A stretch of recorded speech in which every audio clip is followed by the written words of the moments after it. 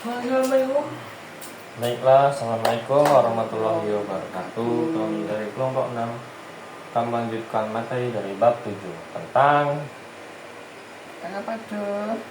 pengembangan modul ajar RPPSD, mengintegrasikan tujuan, asesmen, model pembelajaran diferensiasi, media, LKPD, dan refleksi berbasis OB dan deep learning. Deep learning, pembelajaran mendalam. HP-nya belum. Tengok deh, Pak. Baca.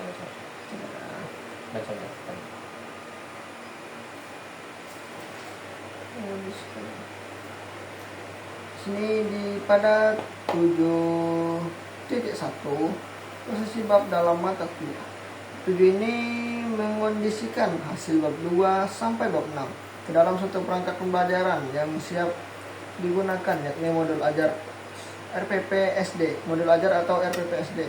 Jika bab 4 itu menghasilkan tujuan dan indikator, bab 5 itu menghasilkan paket asesmen, dan bab 6 menghasilkan pilihan model serta sintaks pembelajaran, maka pada bab 7 ini mengintegrasikan semuanya menjadi dokumen operasional, identifikasi, tujuan, asesmen, langkah pembelajaran, diferensiasi, media, KPD, dan refleksi. Dimana keluar bab 7 adalah tugas 7, modul ajar atau lengkap sesuai ketentuan bobot pada RPS. Pada 7.2 itu capaian bab learning out bab. Setelah mempelajari bab 7, mahasiswa itu sini mampu yang pertama itu menjelaskan fungsi modul ajar atau RPP sebagai dokumen operasional yang menghubungkan kurikulum CP/APP dengan praktik pembelajaran. Di sini kita mencari tahu fungsi modul ajar lah. Pengembangan modul ajar itu lah. Ya, Tentang pengembangan modul ajar atau RPP di SD. Nah, Pada bab ini kita belajar bagaimana menyusun sebuah perangkat pembelajaran yang lengkap dan bisa digunakan secara langsung di kelas. Bab ini sebenarnya merupakan gabungan dari pembahasan pada bab sebelumnya. Jadi semua hal yang sudah dipelajari sebelumnya seperti tujuan pembelajaran, asesmen, dan modul pembelajaran digabungkan menjadi satu dokumen yang disebutkan modul ajar atau RPP. Nah, yang pertama itu kan fungsi modul ajar atau RPP. ya, Kita harus pahami dulu apa sebenarnya fungsi modul ajar atau RPP tersebut. Jadi modul ajar tuh atau RPP itu berfungsi sebagai panduan bagi guru dalam melaksanakan pembelajaran di kelas, yang dimana di dalamnya terdapat berbagai komponen penting seperti tujuan pembelajaran, langkah-langkah pembelajaran, dan media yang digunakan serta cara menilai hasil belajar siswa atau asesmen. Jadi bisa dikatakan bahwa modul ajar atau RPP ini adalah jembatan antara kurikulum dengan praktik pembelajaran di kelas, yang dimana artinya apa yang dilakukan kurikulum tidak hanya menjadikan teori, tetapi benar-benar diterapkan dalam kegiatan belajar mengajar seperti itu. itu Kan fungsi modul ajar lah. topiknya di bab 7 ini tentang pengembangan modul ajar atau RPPSD berbasis OB dan deep learning. Nah, Di sini ditekankan bahwa modul ajar atau RPP bukan hanya sekedar dokumen administrasi, tetapi merupakan rencana operasional pembelajaran yang menghubungkan tujuan, aktivitas, dan asesmen secara utuh. Modul ajar yang baik itu harus menyatukan hasil dari analisis sebelumnya, yaitu tujuan pembelajaran, asesmen, model pembelajaran, serta karakteristik peserta didik. Permasalahan yang sering terjadi adalah modul ajar terlihat rapi secara format, tetapi tidak berjalan dengan baik di kelas. Hal ini biasanya disebabkan oleh tidak adanya keselarasan atau alignment antara tujuan, aktivitas, dan asesmennya. Misalnya, tujuan ingin melatih pemahaman konsep, tetapi aktivitas hanya berupa mencatat atau asesmen tidak mengukur tujuan tersebut. Dalam pendekatan OB atau Outcome Based Education, pembelajaran harus dimulai dari hasil yang ingin dicapai, kemudian menentukan bukti belajar, dan baru merancang aktivitas. Selain itu, pembelajaran juga harus mendukung deep learning, yaitu siswa tidak hanya memahami, tetapi juga mampu mengolah, merefleksi, dan menerapkan pengetahuan tersebut. Agar pembelajaran berjalan efektif, modul ajar harus memuat langkah pembelajaran yang jelas, titik cek formatif, diferensiasi, serta didukung oleh LKPD dan media yang sesuai. Jadi dengan demikian, semua siswa itu dapat belajar secara aktif dan sesuai dengan kebutuhannya. Jadi itu intinya untuk diskusi kita di bab 7 ini. Nah, menurut kalian nih, apa sih perbedaan modul ajar atau RPP yang hanya rapi di atas kertas dengan yang benar-benar bisa digunakan di kelas? Perbedaannya? Perbedaan modul ajar RPP yang hanya rapi di atas kertas dengan yang benar-benar bisa digunakan. Perbedaan modul ajar dan RPP? Enggak. Perbedaan modul ajar yang rapi di atas kertas kertas dengan modul yang bisa digunakan di kelas dulu.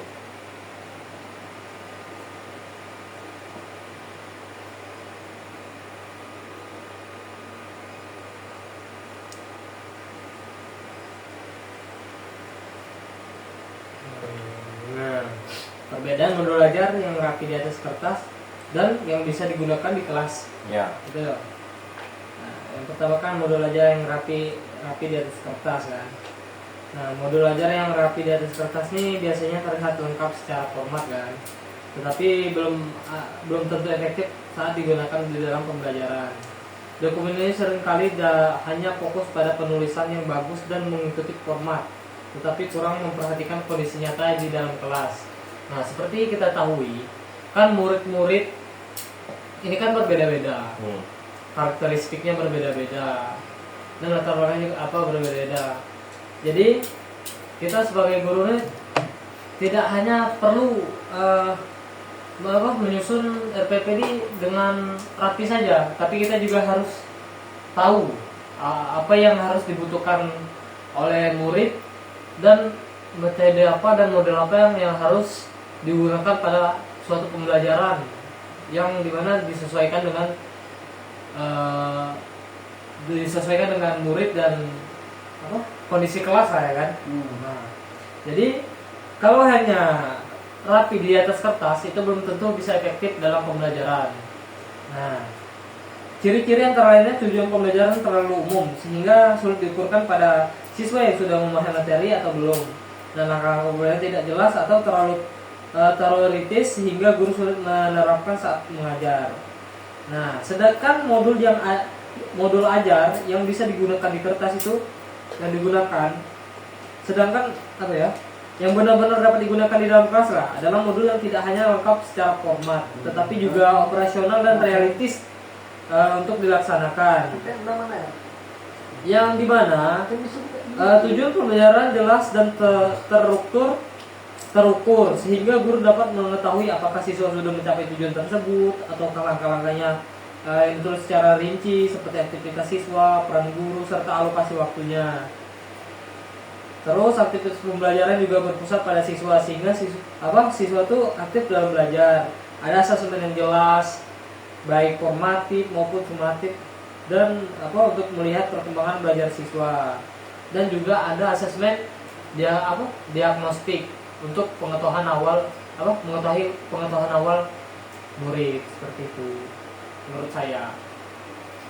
Nah, jadi itu intinya tuh kalau modul di atas kertas tuh cuma tulisan-tulisan aja gitu kan. Ya, dia kayak kalau digunakan di kelas tuh kurang tidak bisa realistis, gitu. Realistis dengan kondisi siswanya, siswa dan kondisi tujuan capaian sama tujuan pembelajaran tuh tidak tercapai gitu. Betul. Jadi kalau yang rapi di atas kertas tuh belum tentu sesuai lah, belum tentu cocok untuk diajarkan di dalam kelas. Ya, jadi modul ajar yang baik tuh tidak hanya lengkap formatnya berupa tulisan-tulisan itu, tetapi jelas langkahnya dan bisa dilaksanakan di kelas seperti itu. Dan sesuai tujuan pembelajaran tadi. Artinya di mana modul tersebut itu mampu memadukan guru dan murid dalam mencapai tujuan pembelajaran secara nyata, terarah dan bermakna. Iya, jadi tujuan sama CP-nya tercapai gitu. Ada asesmennya. Ya, ada asesmen sumatif dan formatif, asesmen diagnostik tadi. Ada memiliki implementasi yang nyata kan. Sintaksnya tuh jelas lah, dari kegiatan awal, kegiatan intinya, dan serta serta ada penutupnya tadi pembukaan. pembukaan yang dimana guru memberi salam, membaca doa, lalu guru memberikan pertanyaan romantik kayak asesmen diagnostik seperti itu, terukur lah. Terus modelnya juga sesuai dengan tujuan pembelajaran. Terus apa lagi? Strateginya juga sesuai sehingga di dalam kelas itu bisa digunakan seperti itu. Nah, Ya. Jadi emang penting bagi guru itu untuk mengetahui kondisi dan pemahaman siswa itulah tersebut ya kan. nah tapi kan kalau menurut tuh memang harus selaras gitu kan untuk listening. Jadi mengapa sih keselarasan antara tujuan, aktivitas, dan asesmen itu sangat penting gitu untuk tercapainya modul gitu. Mengapa keselarasan antara tujuan, aktivitas, dan asesmen itu sangat penting bagi modul? Aktivitas dan tujuan. Tujuan, aktivitas, dan asesmen itu mengapa harus selaras? Tujuan, aktivitas dan asesmen harus selaras. Ya, itu mengapa harus selaras?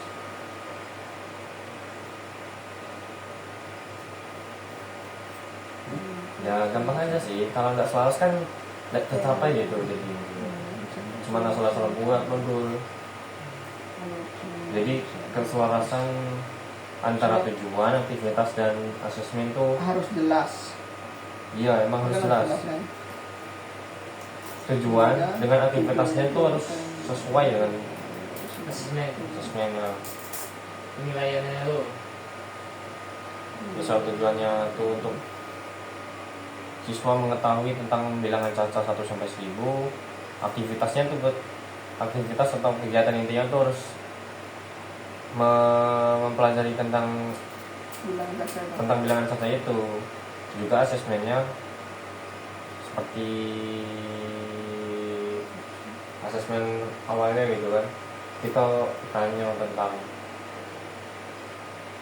pemahaman dasar gitu kan, apa sih bilangan caca. Asesmen formatifnya di tengah-tengah pembelajaran kita bertanya, gimana sih, udah sampai mana sih kalian tahu, misal pertanyaan-pertanyaan tentang soal-soal cerita atau apa gitu, kita bisa tahu apakah siswa udah paham gitu kalau dikasih soal cerita. Terus di akhirnya asesmen sumatifnya dikasih soal, kalau di modul itu kan ada kadang dia dikasih mod LKPD itu juga termasuk asesmen sumatif. Jadi keselarasan itu yang sangat penting lah untuk pembuatan modul ini. Alismen itu keselarasan. Keselarasan itu terpadu. Kalau tidak selaras ya pasti tujuan Iya. pembelajaran tidak tercapai. Ya, capaian pembelajaran Kalau tidak misalnya capai. banyak guru kesulitan dalam membuat keselarasan karena butuh pemahaman yang butuh pemahaman yang lebih dalam dan perencanaan yang cukup, karena aktivitas yang dilakukan di kelas tidak benar-benar mengarah kepada tujuannya. Gitu. Maksudnya gimana sih? Itu banyak guru banyak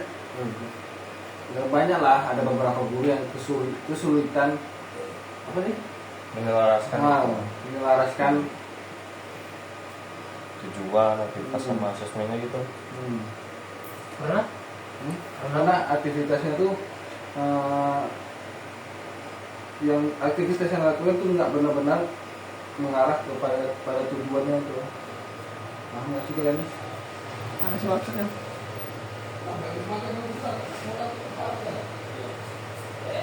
Itu tergantung dari gurunya sih mau buat modulnya di gimana. Ya kesulitan aja, jelas-jelas kesulitan karena tidak sesuai selaras kan tadi. Makanya itu sebelum Membuat PSO. membuat modul atau RPP itu kita harus tahu gitu Harus tahu. backgroundnya, latar belakangnya, murid-murid ini kayak gimana di kelas nih, harus tahu capaian pembelajaran sama tujuannya. Terus kita dalam membuat aktivitas itu harus sesuai dengan tujuannya. Kalau kita tidak sesuai nanti kan bakal jadi susah. karena nggak selaras itu.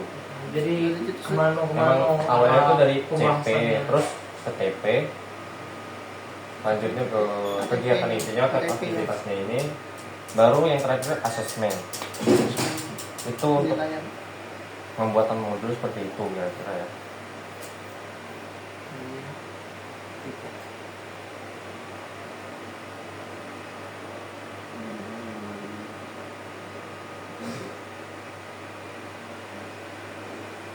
Nah kalau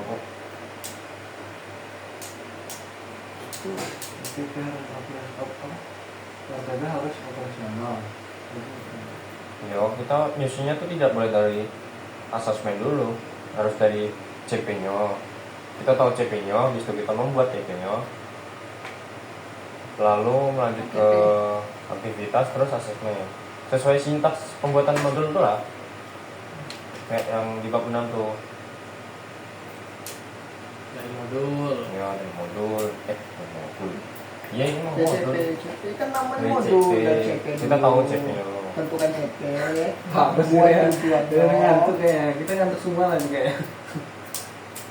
Buat tujuannya. Lalu sintaksnya tadi. Iya, emang harus tadi sintaks berurutan gitu lah, Berurutan. sintaks tuh kan.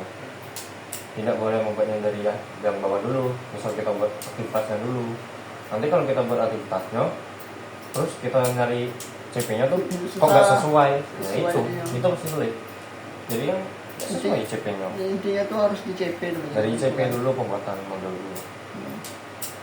Kita menemukan CP baru kita bisa menentukan Iya. tujuannya. Kan, Kan nih, sesuai prinsip OB itu kan. Iya. Harus menyelaraskan Iya. tujuan indikator harus berukur melalui bukti belajar yang dikumpulkan oleh asesmen. kan di mana kebutuhan penting dalam modul ajar atau RPP ini yang pertama tuh kan identitas pembelajaran. Ya, gitu. Yang kedua itu tujuan dan indikator pembelajaran tadi. Lalu asesmen dan atau penilaian. Lalu baru langkah-langkah kegiatan pembelajaran. Kayak singkat itu sudah tuh media dan sumber belajar dan referensi pembelajaran dan refleksi guru dan siswa atau penutup. Jadi semua komponen ini tadi harus saling berhubungan dan saling mendukung. Artinya di mana tujuan yang dibuat harus sesuai dengan kegiatan pembelajaran dan juga sesuai dengan cara penilaiannya. Kalau salah satu bagian ini tidak sesuai, maka pembelajaran ini bisa menjadi tidak efektif. Nah, jadi menurut teman-teman sekalian, menurut kalian, Ya. dari beberapa komponen tersebut, bagian mana yang paling penting dalam modul ajar? Mengapa bagian itu kayak dianggap penting? Mungkin kita masih ada sih. Ya bagian mana yang lebih penting? Modul ajar nih, apa dalam ini? Komponen-komponen ini kan banyak tuh. Kegiatan inti tadi, kayak apa tadi? Kita masih buat Langkah-langkah apa sintaksnya? rencana lagi loh. Kan penting, modul ajar. Yang mana yang menurut kalian penting? Kalau menurut aku sih tujuan pembelajaran sih. tujuan pembelajarannya. Karena di tujuan itu kayak tujuannya itu adalah arah dari seluruh pembelajaran itu. Iya, betul. Kalau Jika kita kalau tujuannya nggak jelas kan, maka aktivitasnya tuh kayak tidak terarah gitu. Pembelajaran tidak terarah. Asesmennya bisa tidak mengukur apa-apa. Nggak tahu gitu nilai apa sih di sini untuk siswanya. Pembelajaran tuh jadi hanya kegiatan tanpa makna gitu. Cuma belajar menulis, tapi nggak sesuai. Padahal di tujuannya kita tuh harus memahami gitu. jadi sehingga Tapi kita di aktivitasnya itu cuma menulis. Itu kan jadi beda gitu, tidak terarah gitu kan. ya kan kalau kita bisa mengetahui terlebih dahulu tujuannya kan kita bisa menyesuaikan kan apa yang selanjutnya akan kita modul apa RPP. modul apa modul metode apa yang harus kita gunakan dalam tujuan pembelajaran tersebut lalu strategi apa, jadi kan sesuai itu. Jadi kita bisa susun langkah-langkah atau sintak yang sesuai dengan tujuan pembelajaran tersebut. Apa kegiatan-kegiatan yang harus dilakukan pada kegiatan inti lah gitu kan. Itu RPP itu penting. Ya penting ini untuk mengatur kita gitu untuk suatu menyusun pembelajaran dan Cara kita menyampaikan proses Iya. pembelajaran itu. Nah, tadi kan pertanyaannya tadi mana yang lebih penting gitu kan. Nah, menurut aku tuh tujuannya. Hanya tujuan tuh menentukan asesmen dan asesmen tuh menentukan aktivitasnya, bukan sebaliknya. Kalau di SD atau guru-guru tuh biasanya sering terjadi yang kembali gitu. Guru menentukan aktivitasnya dulu, misalnya membuat poster. Terus baru menentukan tujuan pembelajarannya. Itu sulit ya. Itu Ya terarah. akibatnya tuh siswa tuh sibuk tapi belum tentu belajar. Contohnya nih, supaya lebih jelas kan, ada topik sumber energi. Terus tujuannya siswa dapat menjelaskan perubahan energi. Asesmennya, siswa menjelaskan proses perubahan energi pada gambar atau percobaan. Aktivitasnya percobaan, diskusi, membuat diagram perubahan energi. Kalau dibalik, aktivitasnya itu yang pertama tuh dibuat aktivitas, buat poster persegi. Nah, di situ belum tentu siswa paham tentang perubahan energi. Jadi yang paling penting tuh tujuan lah, komponen yang paling penting tujuan. Tujuan indikator pembelajaran. Karena tujuan itu menentukan asesmen dan aktivitasnya. Jika tujuan itu jelas, maka aktivitas dan asesmen akan terarah. Tetapi jika tujuannya tidak jelas, maka pembelajaran hanya menjadi kegiatan tanpa arah dan tidak menjamin siswa belajar. Tidak menjamin siswa itu paham tentang materi yang disampaikan itu sesuai aktivitasnya. Integrasi asesmen Itu masih struktur model.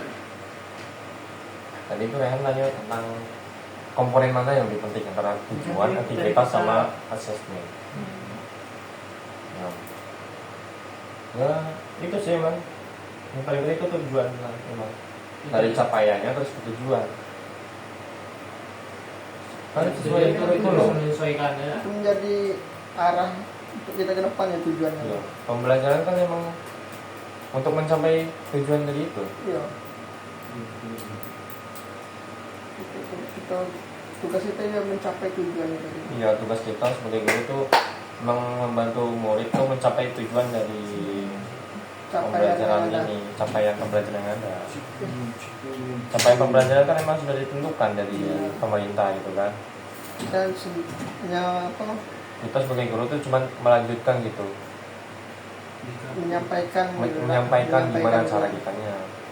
Nah, di modul ini membantu kita, memudahkan kita untuk menyusun pembelajaran gitu. Kan kalau udah disusun kan kita gampang jadinya waktu menyampaikannya. struktur integrasi model Punya keselarasan pembelajaran. integrasi itu Udah tadi. integrasi model atau sintaks pembelajaran misalnya KJBL teori. Nah, di bab 7 ini kan ada di 7.5 nih, ada pemantik kasus kelas SD nih. Seorang guru menyusun SPP dengan format lengkap, tetapi saat pelaksanaan pembelajaran tidak berjalan. Murid bingung apa yang harus dikerjakan. Waktu habis untuk penjelasan guru dan hasil kerja tidak menunjukkan pengalaman. Ketika ditelaah atau dicari-cari, masalahnya bukan pada format, melainkan pada ketidakselarasan antara tujuan terlalu umum, aktivitasnya tidak mengarah ke bukti belajar, serta asesmennya tidak jelas dan tidak ada diferensiasi untuk murid yang belum siap. Nah, apa sih indikator bahwa modul ajar atau SPP hanya rapi di kertas tetapi tidak operasional di kelas? Nah, itu seperti yang dijelaskan Rehan tadi, yang pertama pertanyaan awal tadi. Kalau modul ajar tuh tidak hanya bentuk tulisan atau sesuai format gitu, tapi kan harus sesuai gitu, harus bisa digunakan untuk pembelajaran di kelas. Sesuai murid sesuai dengan inilah. Dia sesuai situasi, kondisi, identifikasi muridnya. Kalau mau membuat modul itu emang harus ada identifikasi murid di awal gitu. Itu paling awal kalau di pembuatan modul. Terus kalau bagaimana sih mengecek asesmen tujuan aktivitas asesmen secara cepat sebelum mengajar? Bagaimana mengecek keselarasan tujuan aktivitas asesmen secara tepat? Mungkin itu guru itu dapat menggunakan langkah sederhana, yaitu dengan memastikan 3 hal utama. Yaitu yang pertama itu apa yang harus dikuasai siswa, itu merupakan tujuan kan. Bukti apa yang menunjukkan bahwa siswa itu sudah menguasainya atau asesmen. dan aktivitas apa yang memungkinkan siswa itu menghasilkan bukti tersebut. Jika aktivitas yang dirancang itu tidak sesuai, tidak secara langsung mengarah pada bukti belajar, maka perlu dilakukan revisi. Selain itu, guru juga perlu memastikan bahwa setiap indikator memiliki asesmen yang jelas dan aktivitas yang relevan, sehingga tidak ada bagian yang terputus dalam alur pembelajaran. Ini keselarasan ini seperti yang tadi kan, seperti itu tuh antara tujuan aktivitas dan asesmen itu harus saling terhubung. Ya betul, Iya, saling terhubung saling memang harus. terhubung. Nah, cara mengeceknya asesmen ini secara cepat adalah dengan melihat hubungan antara tujuan, aktivitas, dan asesmen. Kayak terhubung tadi, Ya. guru dapat menggunakan 3 pertanyaan sederhana seperti siswa harus bisa melakukan apa di akhir pembelajaran, itu tujuannya. Dan untuk asesmennya tuh ada bukti gitu, apa yang menunjukkan tuh siswa tuh udah bisa, itu kan kayak bentuk penilaian gitu. Ya. Terus aktivitasnya kegiatan apa yang membuat siswa tuh bisa mencapai tujuan itu. Ya. Nah, gitu. Nah, jika aktivitas yang dilakukan siswa dapat menghasilkan bukti belajar sesuai dengan tujuan, maka pembelajaran sudah selaras. Namun, jika aktivitas tidak menghasilkan bukti belajar yang sesuai dengan tujuan, berarti pembelajaran belum selaras dan perlu diperbaiki. Jadi kesimpulannya itu, asesmen itu terjadi jika tujuan menentukan asesmen dan asesmen menentukan aktivitas. Nah, itu untuk pertanyaan kedua ya. Terus ada pertanyaan yang ketiga. Apa pertanyaan ketiga? Pertanyaan ketiganya Bagaimana itu memasukkan diferensiasi dan titik cek formatif agar sumber bergerak belajar. Ini diferensiasi ya. Mau titik cek formatif.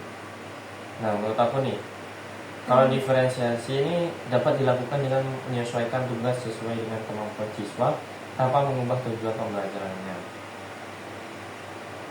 Guru dapat membedakan tugas berdasarkan tingkat kesulitannya, cara belajar, atau bentuk hasil kerja siswa. Dengan diferensiasi, semua siswa dapat belajar sesuai dengan kemampuannya. Terus titik cek formatifnya itu dapat dimasukkan di tengah pembelajaran. Misalnya setelah siswa membaca materi, setelah diskusi atau setelah percobaan gitu. Cek formatif dapat berupa pertanyaan singkat atau kuis gitu, menulis kesimpulan atau presentasi singkat. Nah, jadi fungsi cek formatif ini adalah untuk mengetahui seberapa udah sampai berapa sih pemahaman siswa gitu, sehingga guru tuh dapat segera memperbaiki pembelajarannya jika siswa belum memahami materinya. mungkin guru di akhir tuh guru juga memberi penguatan gitu kan, Jadi sehingga murid itu lebih paham kan di bagian mana murid tidak paham, situ kan guru menjelaskan ulang gitu. Iya, itu kan assessment of learning. Ya, lakukan di akhir. Apa yang dilakukan di akhir? Ya, sebelum penutup tuh kan tulisnya. Enggak, ini tengah cek formatif. Ya, cek formatif. Untuk kegiatan tuh lah, untuk pembelajaran. Ya, sebelum pembelajaran berakhir kan. Yang terakhir kan itu kayak tas tertulis biasanya. Ya, sebelum pembelajaran pada hari itu berakhir kan dikasih penguatan itu, penjelasan ulang. Pada akhir pembelajaran lo Di tengah proses Di cek bagian proses formatif. tuh. Kita tuh tahu gitu sampai mana sih pemahaman siswanya. Itu alat ukur. Untuk alat ukur siswa. itu tuh bisa juga untuk memperbaiki gitu. Ya. Sampai mana? Apakah kita bisa mengubah aktivitasnya biar siswa yang belum paham nih jadi paham gitu. Nah, itulah diferensiasi. Kalau siswa yang belum paham tuh jadi dibedakan gitu cara mengajarnya. kasih perhatian lebih itu lah. Iya, dikasih perhatian lebih. sama lah tadi yang lihat di Iya. Ya, seperti bab 6 itu. mungkin dari jelasan juga cara minat apa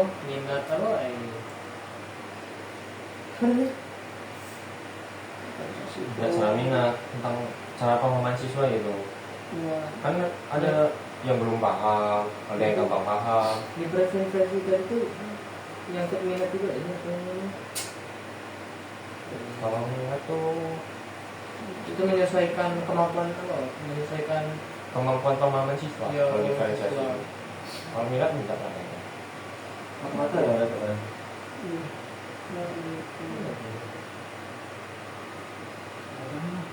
Itu kalau udah ngomong panas ah. Panas ini. Ini. Iya betul loh. Diferensiasi itu bertujuan untuk menyesuaikan proses pembelajaran dengan kebutuhan, minat dan kemampuan siswa tersebut. Jadi kalau ada yang siswa minatnya itu dalam membaca gitu, Nah, kita membantu pemahaman murid itu dengan cara dia membaca gitu kan. sesuai kemampuannya lah. Kalau sesuai kemampuan, iya. Kalau dia minat kan itu senang dia kan belajarnya. Iya. Jadi kita Dia juga merasa tidak terbebani kan ya. Nah, jadi aktivitasnya itu dalam bentuk Iya. pembacaan. Kalau itu untuk murid-murid yang berbeda. Kalau murid yang lain, misalnya pahamnya dengan cara pengamatan langsung, Iya. itu Turun lapangan itu kan. disesuaikan lah pokoknya untuk diferensiasi itu untuk muridnya. Nah terus di titik 6 ini ada kerangka modul ajar atau RPP berbasis UB dan Blended Learning. Modul ajar atau RPP yang kuat dimulai dari hasil belajar outcomes dan bukti evidence, kemudian baru merancang pengalaman belajar learning experience. Prinsip OB menuntut keselarasan. Tujuan atau indikator harus terukur melalui bukti belajar yang dikumpulkan oleh asesmen. Prinsip learning menuntut pengalaman belajar bermakna. Murid melakukan elaborasi atau mengolah ide, refleksi, menilai pemahaman, dan menerapkan pada konteks baru. Komponen inti yang disarankan dalam modul ajar atau RPP itu ada identitas dan konteks kelasnya, seperti kelas apa, fase berapa, terus topik pembelajarannya dan alokasi waktu, misalnya satu pertemuan 2 JP, 2 jam pelajaran. Terus ada tujuan atau indikator yang operasional gitu. Terus yang terakhir itu ada asesmennya, seperti asesmen diagnostik, formatif, atau smartif. Plus biasanya ada rubrik atau tabel gitu di asesmen. Tabel penilaian kan? Iya, tabel penilaian.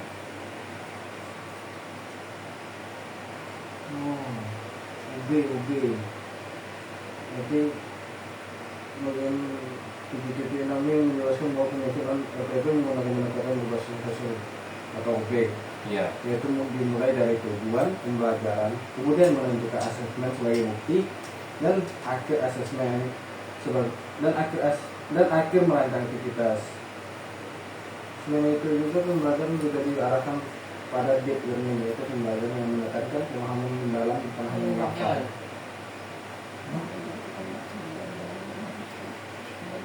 Jadi untuk kerangka modul tuh kayak gitu lah, semuanya dari tujuan, dari identitasnya, terus tujuan, habis itu aktivitasnya di langkah-langkah kegiatan tuh, habis itu baru ada asesmennya.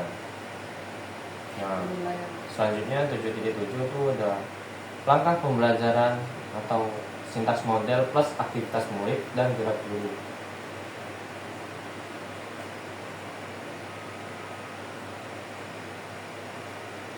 Nah itu tadi, untuk aktivitasnya tuh harus disesuaikan dengan diferensiasi dan dukungan inklusif untuk murid-muridnya.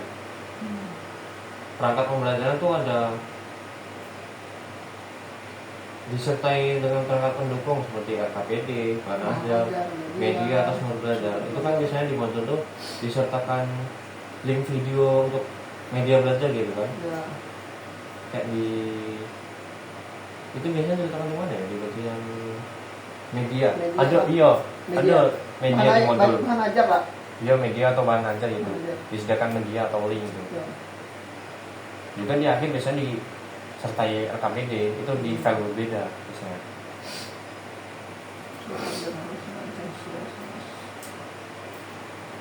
Terus ada refleksi guru dan refleksi murid untuk perbaikan berkelanjutan, itu termasuk bagian penting itu lah.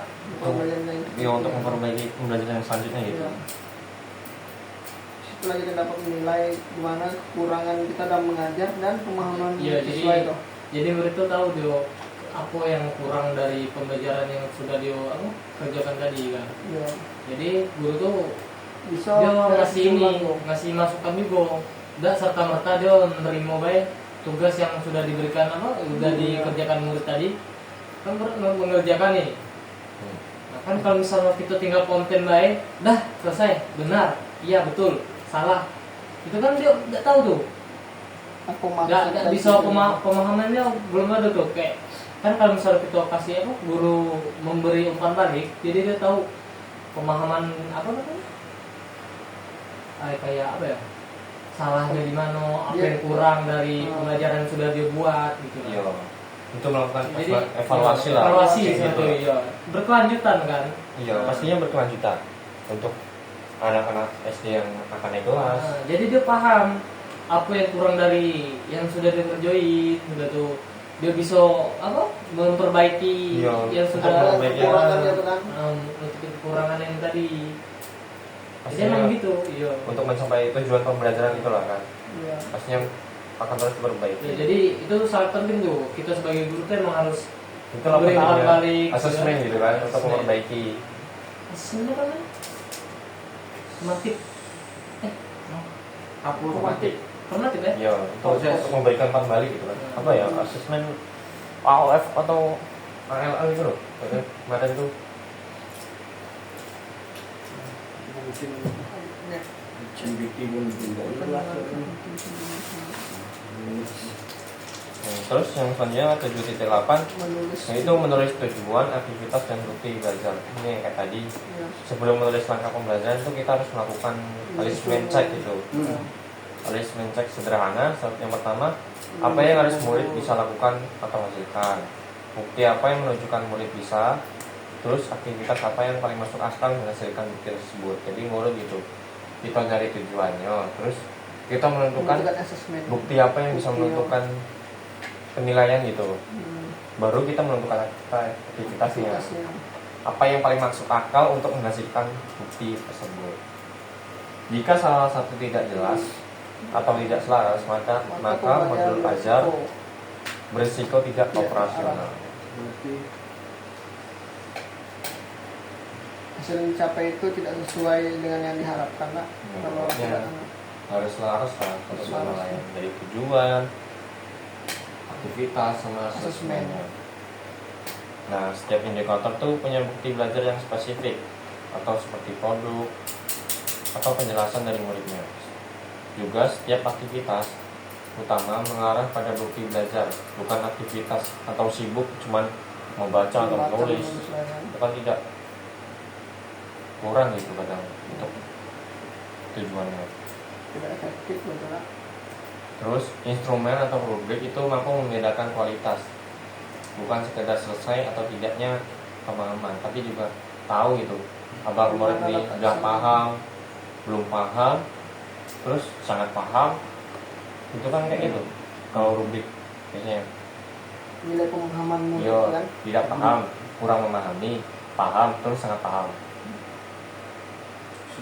Juga ada titik cek formatif sebelum tugas sematif agar murid itu sempat memperbaiki. Itu tadi cek formatif, asesmen formatifnya. Yo, Atau selesai di proses pembelajaran itu asesmen formatif itu selesai pembelajaran kan kita kasih. bukan selesai di proses pembelajaran ya Ya. langsung. Oh, selama proses kuis. perjalanan. Oh iya iya.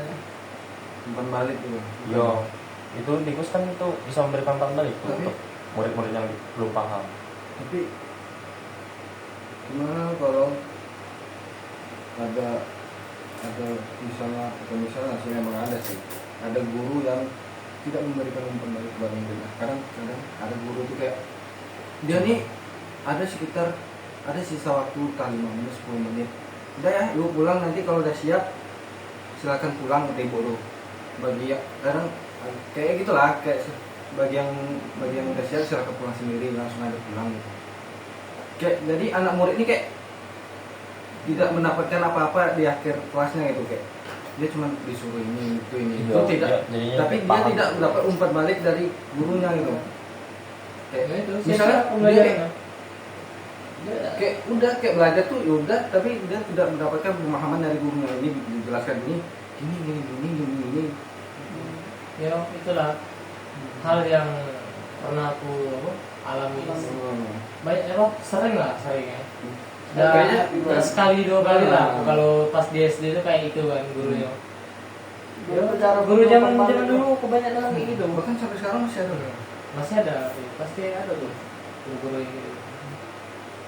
Makanya kualitas murid itu pembelajaran di Indonesia nih kurang. sangat jauh dibandingkan dengan negara-negara lain. Jadi kadang-kadang itu tadi gurunya kurang peduli dalam ini, Ya. dalam pemahaman. Kayaknya kita seperti udah bahas Walaupun- kemarin lah di bab 5 kemarin kan tentang asesmen itu. ya. Umpan balik tuh kayak pemberian, misalnya murid udah menjawab pertanyaan, kita tuh memberikan umpan balik. Di mana letak kurangnya, di mana letak sudah pahamnya. Itu kan jadi murid tuh, oh kita udah tahu nih, ternyata begini ya soal ini.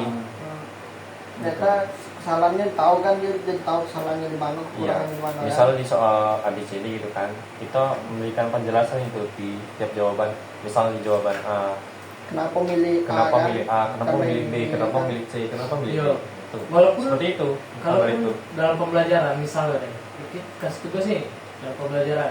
Nah terus ada murid nih dia tuh ngisi tugasnya tuh yang ikut-ikut kawannya baik. Nah tapi kan kita sebagai guru kalau misalnya kita memberikan umpan balik secara ini yo bergantian gitu.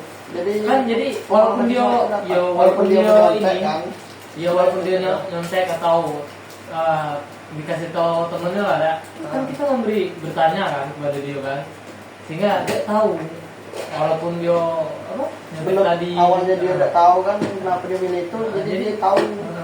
karena kita tadi masa dia berpikir kritis juga kan dia jadinya kan. Iya. Jadi walaupun itu mungkin terlihat sepele ya, itu sangat berpengaruh dalam pembelajaran gitu. Sangat besar impactnya. Jadi makanya kalau apa ya, Evaluatif umpan balik.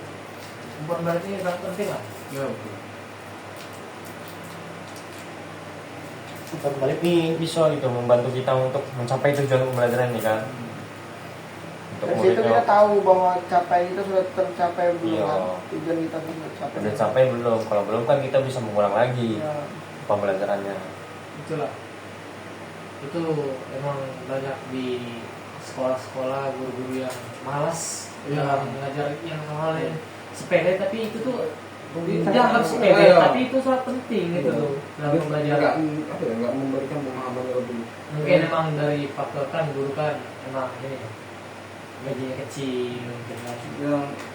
Dan buruknya tuh Tergantung dari pribadi guru ya. Pribadi Masing-masing gitu. Kalau gurunya emang mau mengajar, itu pasti bagus. Ridho ikhlas gitu kan. Bagus untuk membaca. Cuman itulah Indonesia kan. Curriculum mahal. Kenyataan di Sulit, lapangan ya. itu berbeda. Ya, kalau di lapangan itu berbeda dengan Mungkin jika kalau misal emang guru nih gajinya ditambah, mungkin lebih excited lah belajar kan, semangat atau belajar, nggak marah-marah ya. nggak marah-marah. enggak benar. Siapa yang nggak senang kan kalau misal ngajar, udah kepikiran duit nanti gaji banyak, ngajar deh, aman lah tuh. Siapa yang nggak senang kan? Iya. Makanya kalau di luar negeri tuh, Guru itu paling utama loh. Yo. Pendidikan paling utama lah di luar. Seperti di negara mana tuh? ya? Ya. Cina ada yang mengutamakan pendidikan daripada anu. Gaji Iya, guru betul. tuh lebih besar. Bukan makanan yang dipentingin. Ayo tuh. Masa Di misalnya nih di dalam kayak misalnya apa kayak perang lah misalnya kan, itu kan kalau habis perang kan meninggal tuh. Nah kan Ibaratnya untuk apa kan kita butuh populasi baru kan, apa bibit-bibit baru. Jadi yang paling penting tuh nanti yang paling dicari dibutuhkan tuh adalah guru. itu pemikiran Cina salah. Cina, Aku Cina, baca. Jepang. Lebih Emang penting sepenting guru itu. daripada dokter gitu. Iya. Lebih penting guru Pendidikan daripada itu sangat pendidikan penting. itu. Tidak makanan ya. Guru yang dicari-cari, Tidak makanan ya gajinya sehari 6 juta. Iya. membaca, ngajarin membaca, menulis. Kalau nggak ada guru, kita pergi ngajarin. Iya. Pasti susah. Mengaas jadi mengaas satu negara kalau gurunya. Itu makanya kalau di luar negeri tuh pendidikannya berkualitasnya. Karena iya emang Memang dari diutamakan pendidikan. karena gajinya kan juga gurunya jadi ini kan. Siapa? Emang apalagi warga Indonesia kalau SDM-nya termasuk kurang lah. Di bawah rata-rata lah ya. Kebanyakannya Bahkan kebanyakan ya. guru tuh kadang ada maaf ya, ada yang membuli, Mas banyak kalau termasuk di oknum seperti itu. Ada kejadian kemarin Jambi yang Guru ribut dengan iya muridnya gitu kan. gara dia nggak bayar Apa? Ya, guru SMK berapa itu? dia nggak bayar SPP apa ya. Kayaknya ngejek itu, ngejek orang semuanya. Miskin apa udah tahu lah. Ya itu tergantung dari gurunya lah. Balik lagi ke permasalahan kita nih, bab dulu. Lanjut ke titik 9. Langkah pembelajaran atau sintaks model ini sudah tadi. Ini sudah nih. Ini ke diferensiasi dan inklusi dalam modul ajaran PPP. Diferensiasi adalah strategi untuk merespon variasi readiness. Bahas sedikit aja lah. Untuk merespon variasi readiness, minat dan profil belajar tanpa menurunkan indikator ini. Pada modul ajar atau PPP, diferensiasi perlu tampak pada A. Bahan peringkat, pilihan proses, cover atau berbeda, pilihan produk, dan penataan lingkungan dan kelompok. Prinsip praktis diferensiasi. Yang pertama, standar indikator inti sama, tetapi jalur mencapai indikator bisa berbeda. Kedua, scaffold ditulis eksplisit atau contoh kalimat bantu, template, dan contoh karya. Terus, pilihan tidak boleh membuat murid yang butuh dukungan mendapat tugas yang lebih mudah, tetapi tidak belajar. Terus yang keempat, aksesibilitas bahasa dan format respon diperhatikan seperti lisan, gambar, berlabel, serta teks singkat. Lanjut ke yang 7.11, LKPD dan perangkat pendukung media atau bahan ajar. Coba baca deh. Oke. Pada 7.11 ini LKPD itu bukan sekedar lembar soal, tapi LKPD yang baik itu memandu murid untuk berpikir, mengumpulkan bukti dan merefleksikan. LKPD itu harus menaut pada tujuan atau indikator dan rubrik, serta memberi ruang revisi. Media atau bahan ajar juga harus dipilih karena fungsinya membantu memahami konsep atau menyusun argumen, bukan sekedar dekorasi. Mana komponen LKPD yang harus disarankan, yang pertama itu tujuan aktivitas 1-2 kalimat bahasa murid. Yang kedua ada sumber data atau teks atau gambar, itu disebut juga dengan stimulus, dan pernyataan pemandu atau bertahap. Yang ketiga ada ruang kerja itu berupa tabel, diagram, kotak jawaban. Yang keempat ada checkpoint. Checkpoint ini kita itu menilai pemahaman atau kriteria sukses sederhana. Yang kelima refleksi singkat. Refleksi singkat ini berupa itu apa yang saya pahami atau masih bingung, atau apa yang akan saya perbaiki. Jadi LKPD ini sangat penting ya. Ya ini kan kayak bentuk Itu- asesmen formatif gitu, teks Ya. tertulis, Untuk soal tertulis itu. untuk menilai kemampuan siswa juga sih, LKPD ini. Ya bisa jadi untuk asesmen formatif juga. Kalau asesmen sumatif itu biasanya soal kayak soal ujian, soal ulangan. Itu kan untuk memberikan nilai gitu, penilaian akhir. Untuk memudahkan kita dalam penilaian, memasukkan nilai ke dalam rubrik itu, nak. Iya. Kalau soal-soal kami kan bisa juga kayak bentuk soal-soal cerita atau apa. Iya. Tapi kebanyakan sekarang udah gitu. Iya. Ya, Bisa soal dikasih cerita kan. gitu kan. studi kasus atau apa.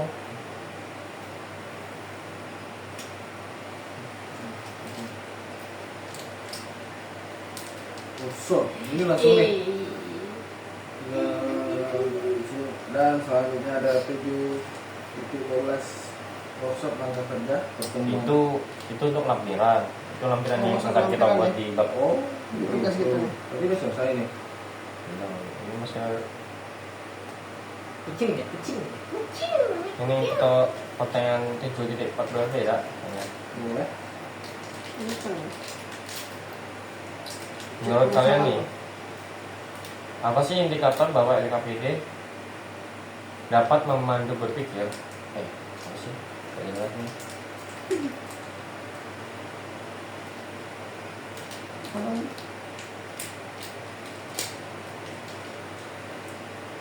Ini seperti pertanyaan tadi lah, pertanyaan yang awal ini. Kayak apa yang membedakan model ajar LKPD yang rapi, format dengan yang benar-benar operasional? Itu kayak dijelaskan tambahan tadi. formatnya itu harus fokus. Ini kita membahas yang refleksi bab aja lah, metakognisi salah guru.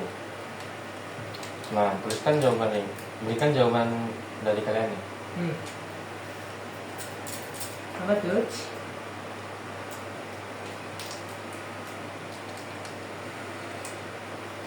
Bagian modul ajar Ini pun sama kayak tadi.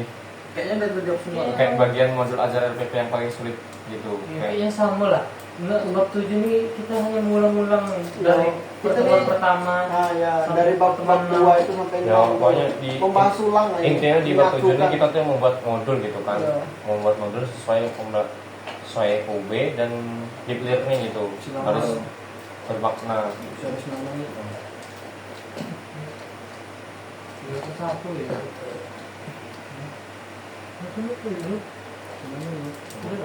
Udah lah,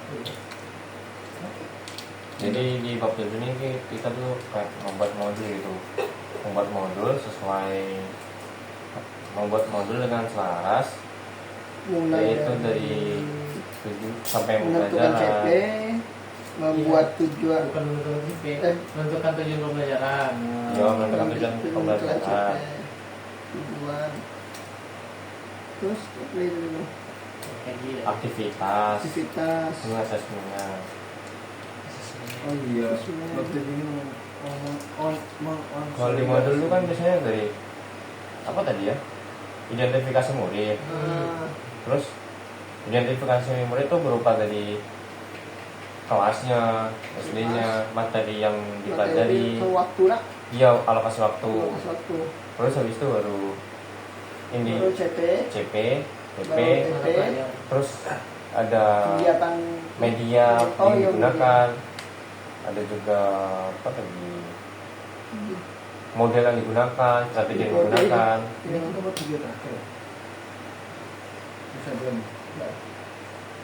Terus dari yang itu identifikasi awal gitu, baru kita membuat aktivitasnya gitu dari pendahuluan, kegiatan inti, sama penutupnya. Penutup tuh bisa berupa refleksi atau tanya-tanya penjelasan untuk penutup materi gitu. Baru yang terakhir itu pembuatan asesmennya. Itu untuk format LKPD, format modul tuh kayak gitu lah kurang lebih. Kemitraan pelajaran juga Iya, itu di awal di bagian identifikasi gitu. sama topik pembelajaran, praktik pedagogi, so Prakteknya, pemanfaatan digital, tujuannya, lingkungan pembelajarannya, pokoknya formatnya seperti itu lah kurang lebih. terus sama pertanyaan pemantik. Nah, itu harus tuh wajib. Nah, kalau LKPD itu biasanya filenya berbeda gitu, tidak sama dengan Itu baru baru ke modul ya. baru kita LKPD kan itu kayak asesmen sematik gitu. Ya. tulis kita Penilaian. memberikan pertanyaan pemantik itu barulah kita masuk ke pengalaman belajar dari pendahuluan. Ya itulah pokoknya modul tuh gak hanya rapi di kertas, tapi memiliki tujuan yang jelas gitu. Aktivitasnya tidak menghasilkan bukti belajar dan asesmen tidak mengukur tujuan. Asesmen dapat dicek dengan melihat sesuai tujuan, aktivitas, dan asesmennya. Dan diferensiasi dan cek formatif itu juga penting agar semua siswa itu dapat belajar dan guru dapat memantau mahasiswa selama pembelajaran dan tujuan pembelajaran tercapai. Jadi kesimpulannya dari bab 7 ini adalah bahwa modul ajar atau RPP bukan hanya dokumen administrasi atau dalam bentuk format saja, tetapi merupakan rencana pembelajaran yang harus dapat dilaksanakan secara nyata di kelas dan tercapai tujuannya. Modul ajar yang baik harus memiliki keselarasan atau alignment antara tujuan, aktivitas, dan asesmen, sehingga pembelajaran memiliki arah yang jelas dan dapat mengukur pencapaian belajar siswa. Perencanaan pembelajaran harus dimulai dari tujuan pembelajaran, kemudian menentukan asesmen sebagai bukti belajar, dan setelah itu merancang aktivitas pembelajaran yang dapat membantu siswa mencapai tujuan tersebut. Jika tujuan, aktivitas, dan asesmen tidak selaras, maka pembelajaran akan menjadi tidak efektif. Siswa menjadi bingung dan hasil belajar tidak menunjukkan pengalaman. Selain itu, modul ajar juga harus memuat diferensiasi pembelajaran dan cek formatif. Dengan adanya diferensiasi dan cek formatif, guru dapat memastikan bahwa semua siswa benar-benar belajar, bukan hanya menyelesaikan tugas saja atau aktivitasnya saja. Jadi modul yang baik bukan yang lengkap formatnya, tetapi yang memiliki keselarasan tujuan, aktivitas, dan asesmen dan dapat dilaksanakan di kelas, serta membantu semua siswa belajar melalui diferensiasi dan penilaian seperti penilaian formatif dan sumatif di akhir pembelajaran.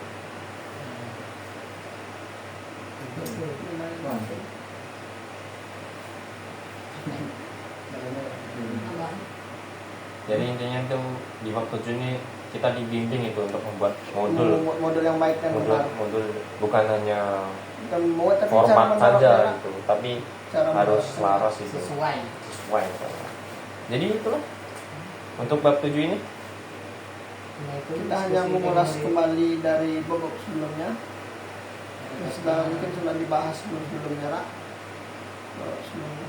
Baiklah, cukup sekian Dari diskusi dari bab 7. kelompok 6 dari bab 7 ini. Kurang lebihnya kami mohon maaf. Kami akhiri. Wassalamualaikum Wassalamualaikum warahmatullahi wabarakatuh.